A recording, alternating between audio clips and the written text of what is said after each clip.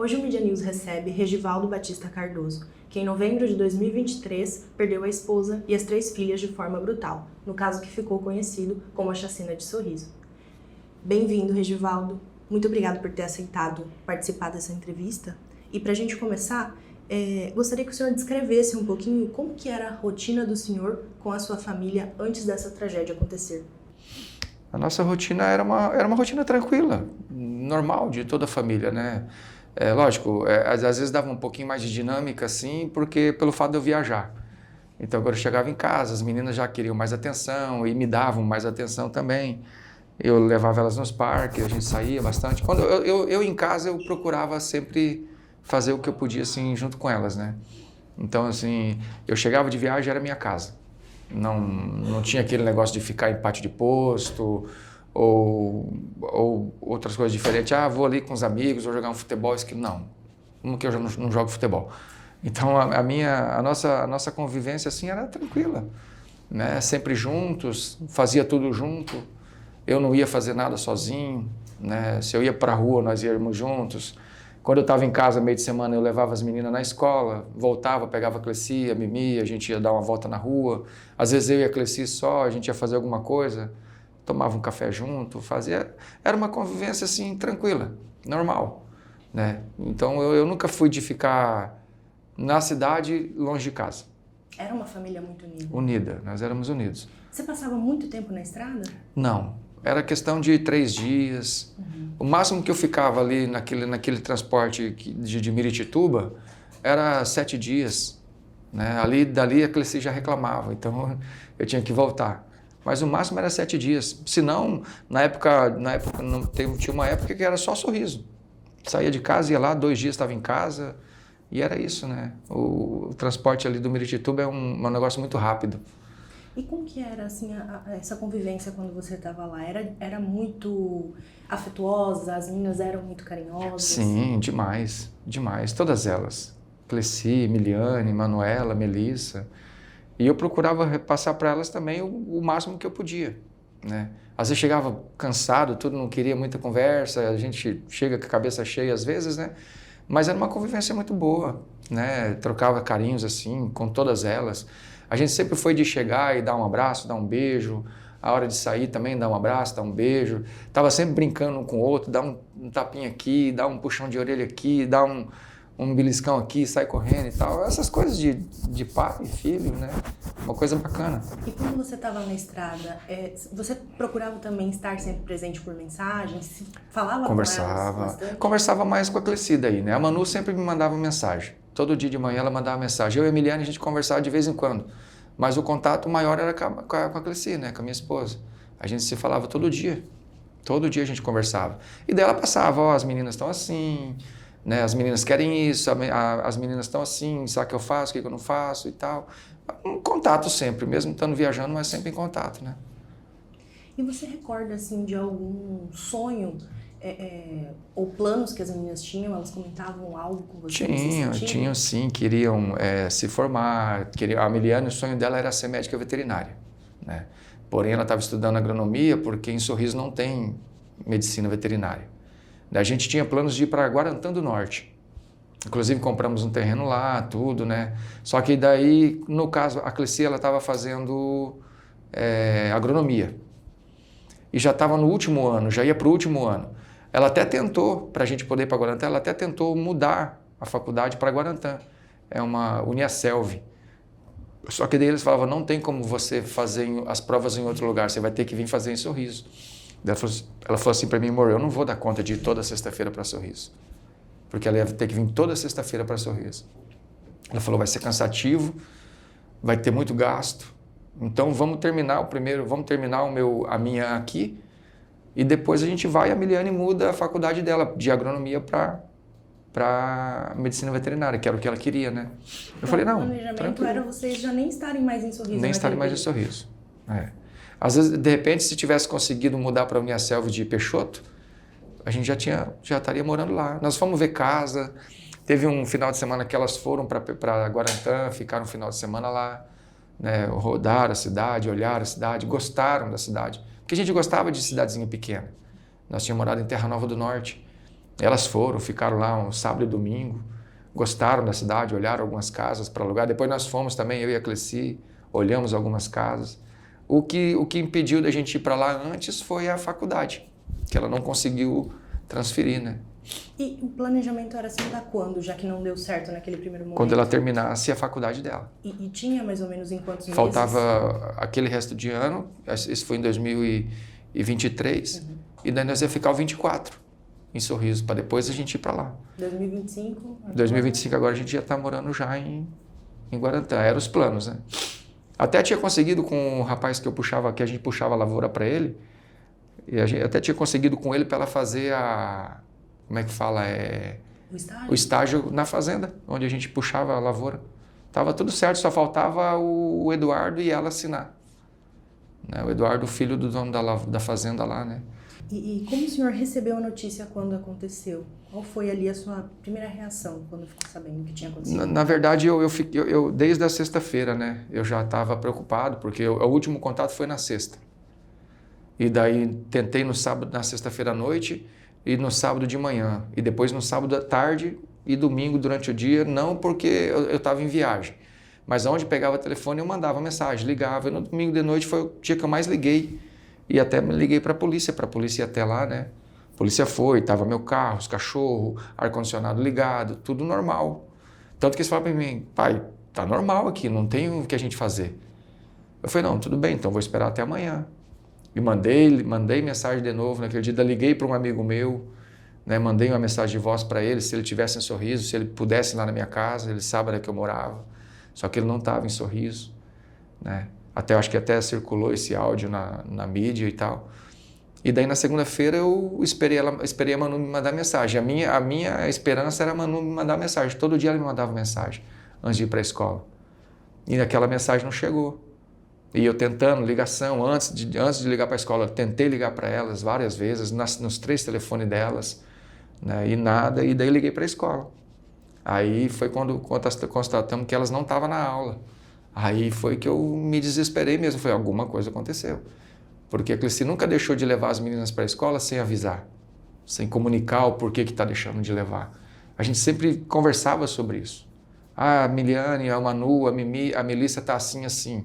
Não, mas leva, se acaso passar mal, corre e busca. As professoras avisam, né? Normal. Então era muito raro a gente não conversar pelo caso de não deixá-las ir na escola.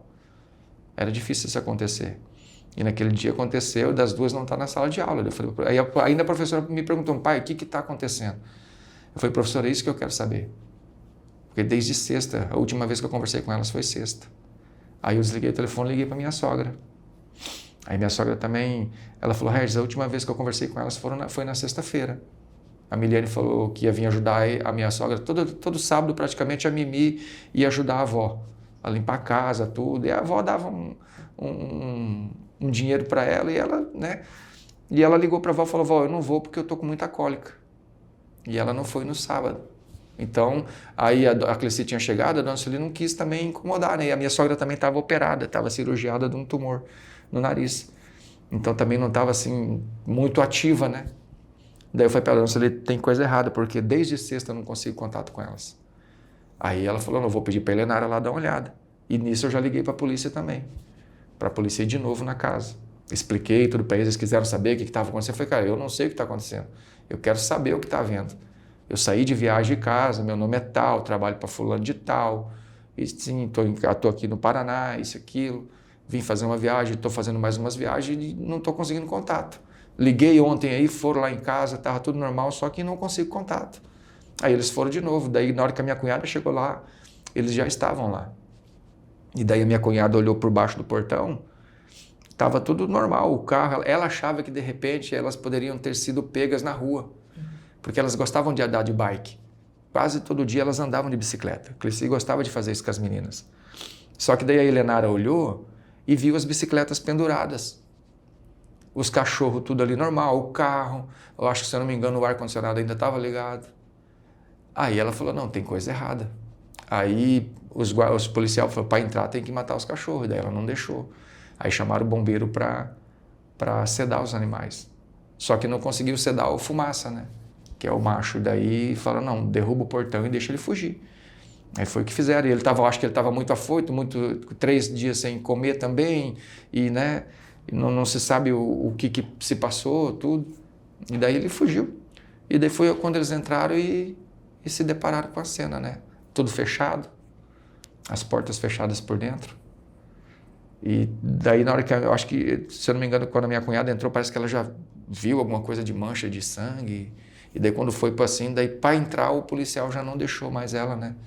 Isso já foi trazendo ela para fora.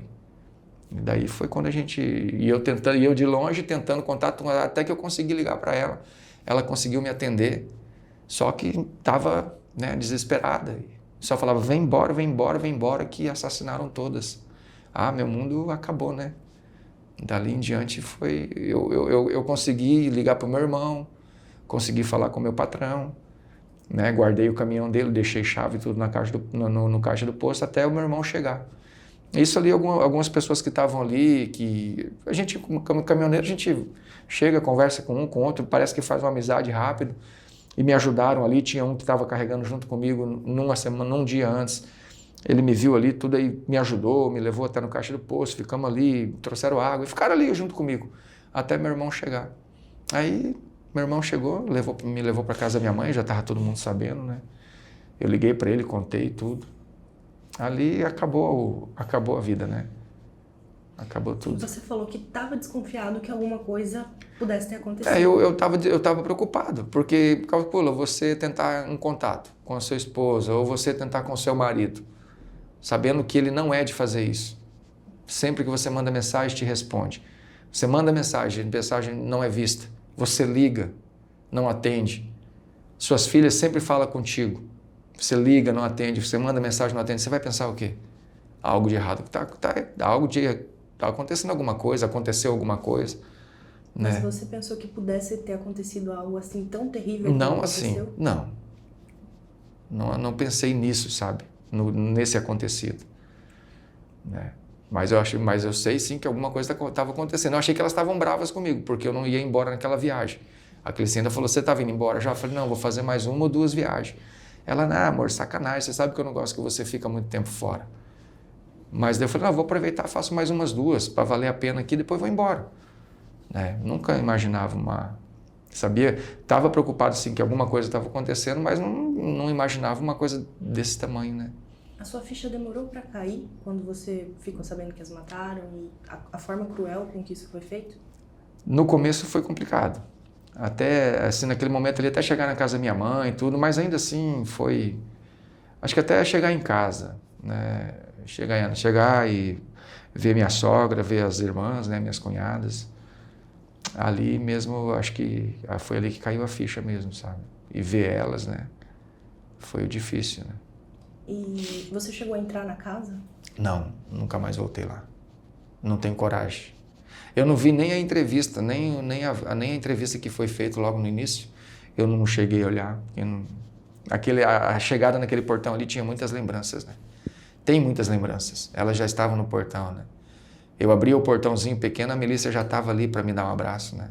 A Cleci já vinha na porta, né? Então, não tenho vontade de voltar lá, não. E como tem sido para você lidar com a ausência da Cleci, das suas filhas? Tem sido muito difícil, muito difícil. Eu convivo assim, como eu falei hoje de manhã, na outra entrevista, eu sinto elas comigo, entende? Eu vivo a minha vida como se elas estivessem junto. Às vezes pode falar, é loucura desse pai. Não é. Eu vivo como se elas estivessem comigo. Às vezes eu falo coisas, eu falo, né, Miliane, né, Melissa? É gostoso. Eu vou comer alguma coisa, eu lembro que elas gostavam, como se eu estivesse vendo elas junto, entende? Tem coisas que eu vou no mercado e eu não compro, porque eu sei que elas gostavam. Eu não compro, não dou conta. Porque sempre um chocolate, um simples chocolate.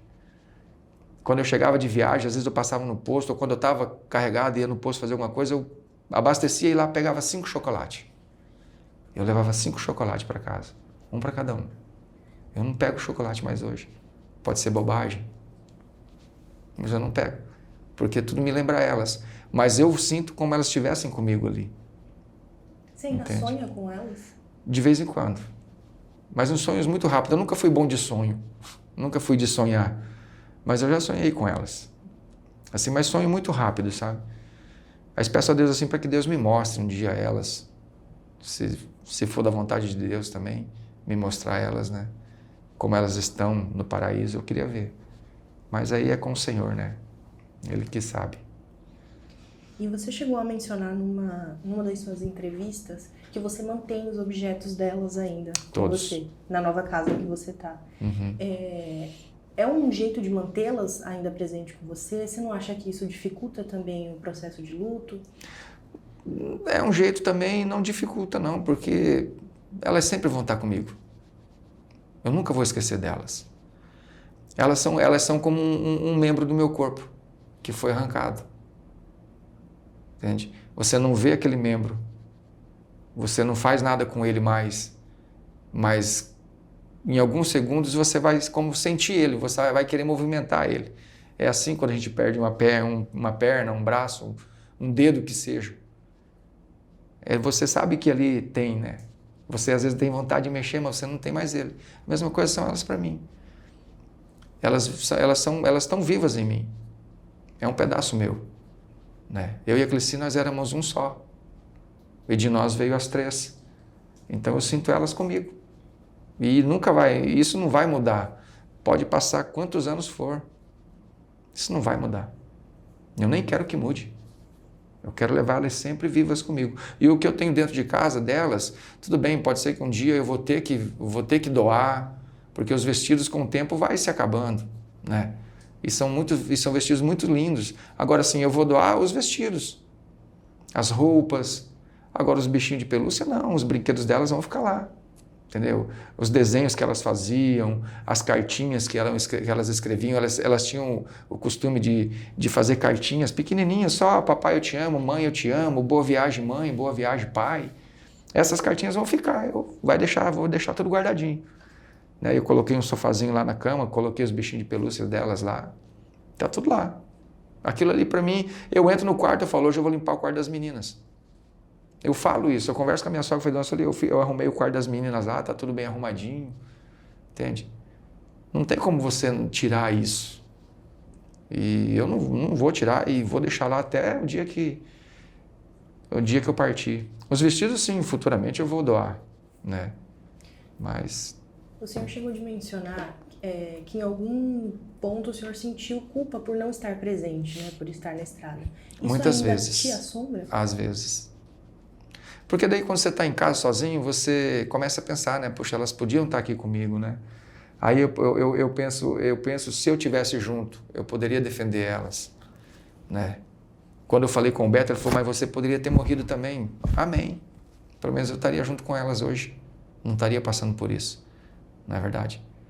Então, eu sinto às vezes eu vejo o rosto da Melissa, eu vejo o rosto da Manu, da Miliane, da Cleci, dela tentar, com certeza ela tentou defender as meninas, né?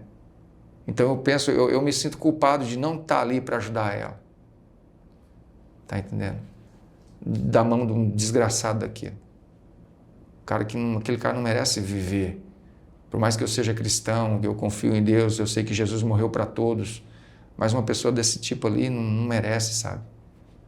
No meu pensamento aqui, a Bíblia sim diz que sim, eu tenho que concordar com a palavra, mas eu sou pai, né? Eu tenho todo o direito de sentir ódio, tenho todo o direito de sentir raiva, né? Um cara desse não merece viver.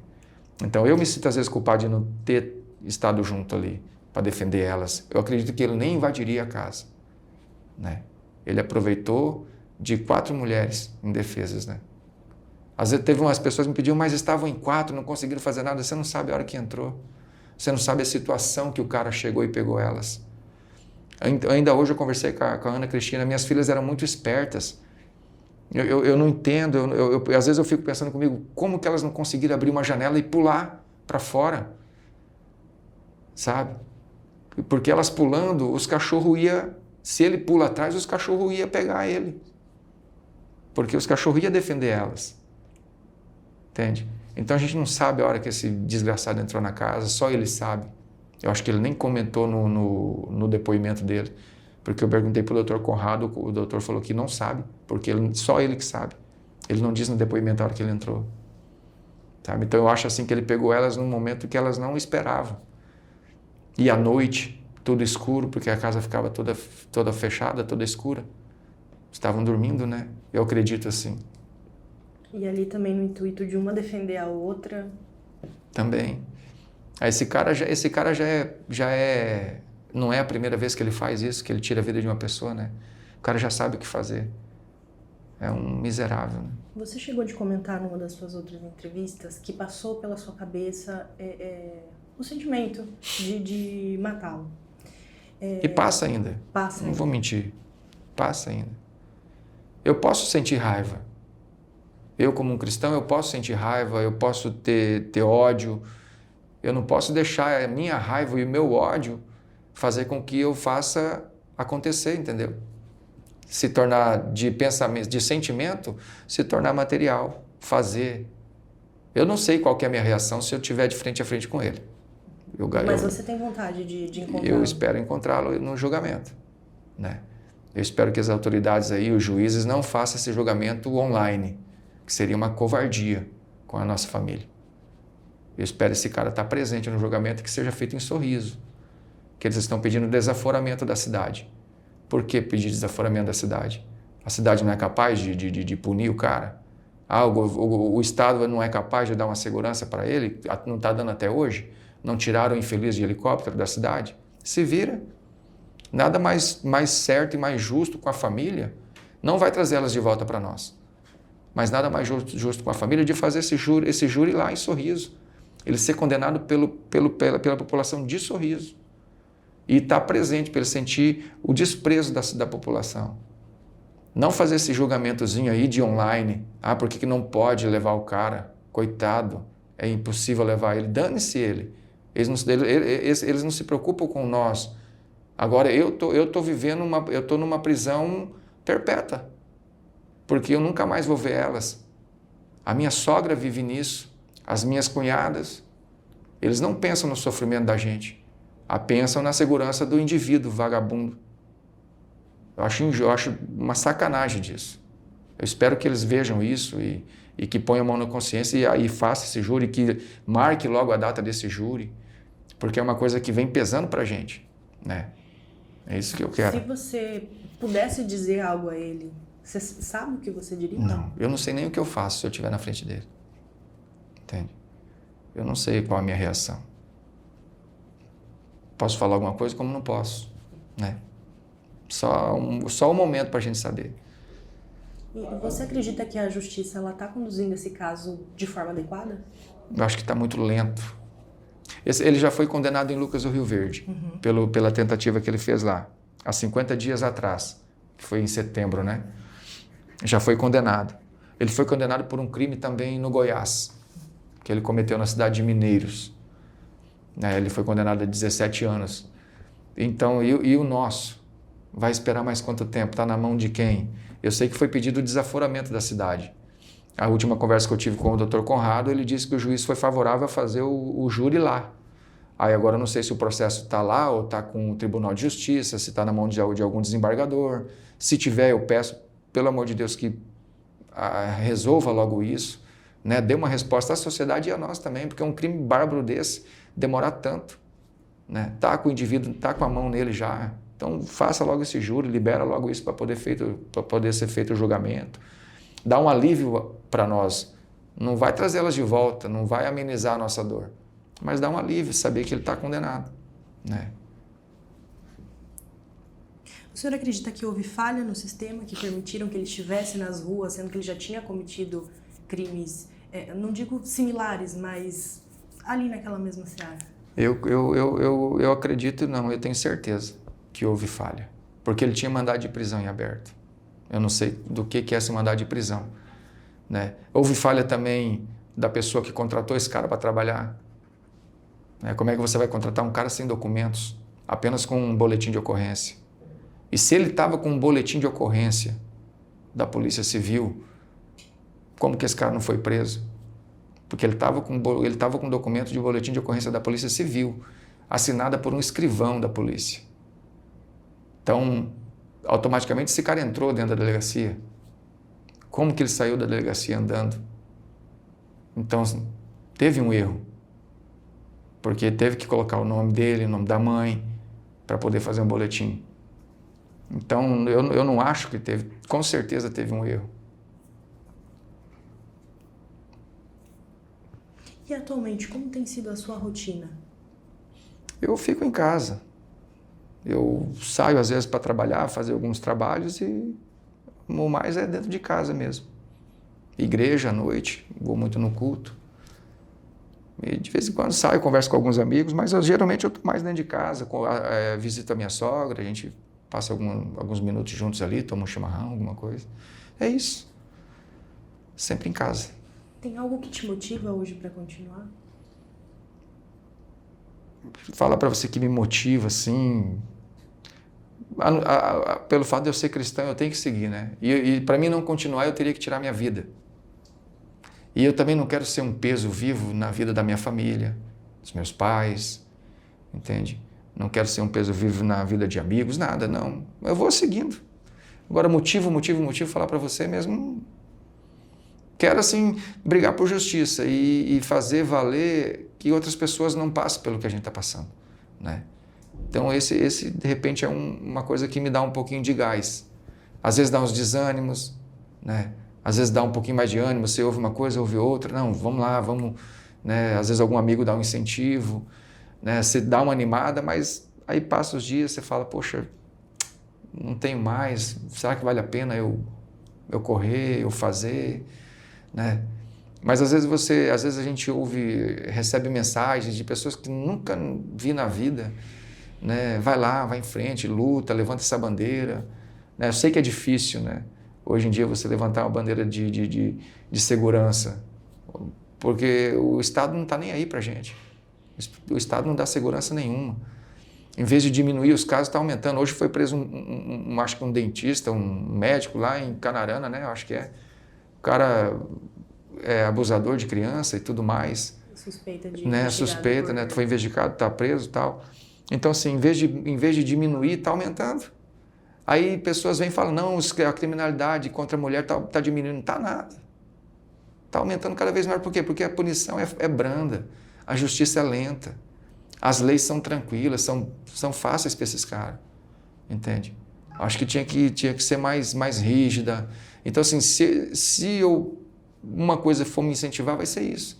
Poder ajudar, poder correr atrás, poder fazer alguma coisa para melhorar essas leis, né?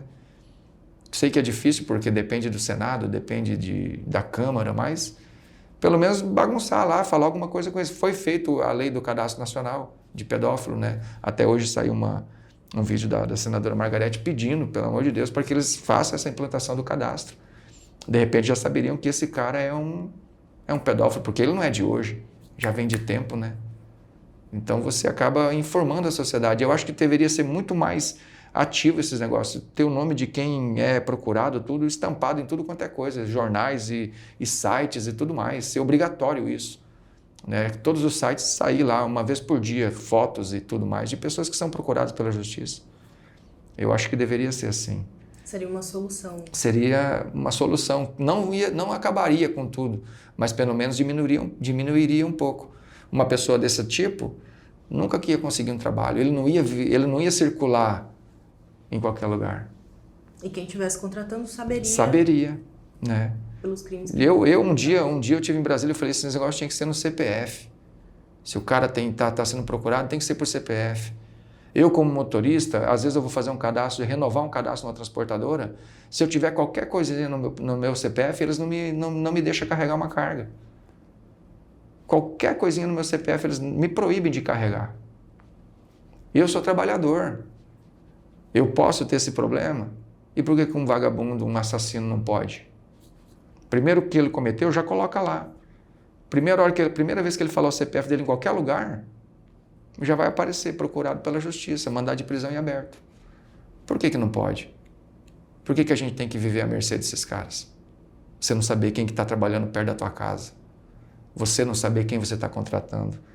Aí você tem que buscar um monte de site, ver um monte de coisa. Facilita as coisas para o empregador, então. Facilita para você saber, bate só o CPF, põe a cara do indivíduo. Ah, não pode, isso aí é contra a Constituição, isso, aquilo. Mas e a gente? Para a gente comprar qualquer coisinha, você tem que botar o teu rosto no banco. Para o quê? Para não dar fraude para o banco? Então, por que não faz numa segurança desse nível, né? Para a gente ficar mais seguro, pelo menos se achar mais seguro, né? Acho que deveria ser assim. Regis, o caso da sua família, ele ganhou proporções nacionais, né? Gerou muita comoção. Como foi naquela época na cidade? Você recebeu muito apoio das pessoas? Foi uma comoção geral? Algumas pessoas. A gente se trancou dentro de casa, né? A gente não tinha... Até hoje não tem muito ânimo assim para sair. Como eu te falei, eu vou muito na igreja, né? Eu vou muito na igreja, de vez em quando eu visito um amigo, outro que tem... Eu vou muito num amigo meu que tem transportadora. Ali eu fico, converso, os caras fazem os serviços ali, eu, às vezes ajudo um pouquinho, né? Mas sim, teve algumas pessoas que nos ajudou, que esteve sempre junto com a gente.